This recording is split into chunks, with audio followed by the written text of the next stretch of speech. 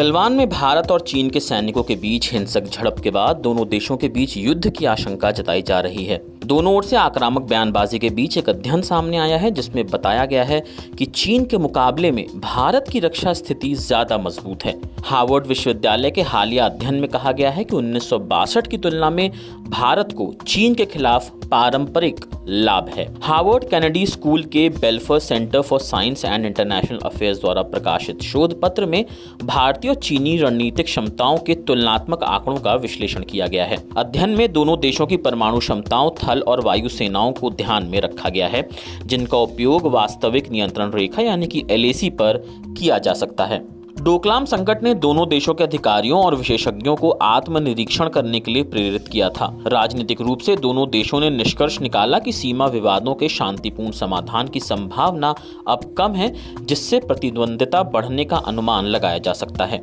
भारत ने अपने परमाणु हथियारों को बम वर्षक विमानों और भूमि आधारित मिसाइलों के जरिए तैयार रखा है। जगुआर IS के 2 स्क्वाड्रन और मिराज 2000H लड़ाकू विमानों के 1 स्क्वाड्रन के कुल 51 विमान परमाणु हमले के लिए तैयार हैं। परमाणु हथियारों से लैस इन विमानों के तिब्बत तक पहुंचने की सबसे अधिक संभावना है।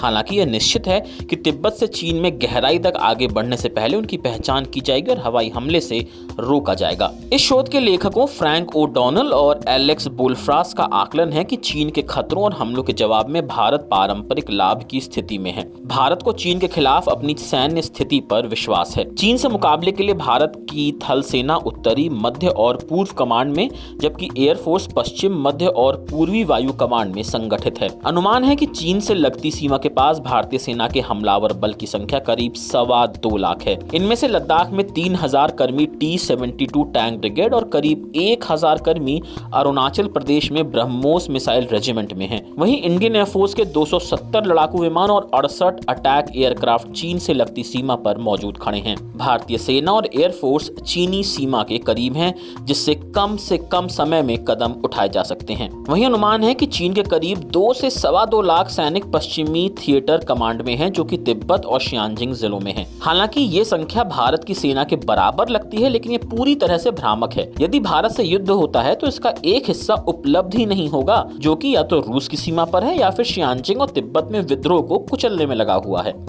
दूसरी ओर चीन का J-10 विमान भारत के मिराज 2000 की बराबरी का है, लेकिन सुखोई 10 MKI चीन के सभी विमानों से बेहतर है। वहीं बहुत ऊंचाई वाले इलाकों में लड़ना चीन के विमानों के लिए मुश्किल चुनौती साबित हो सकता है।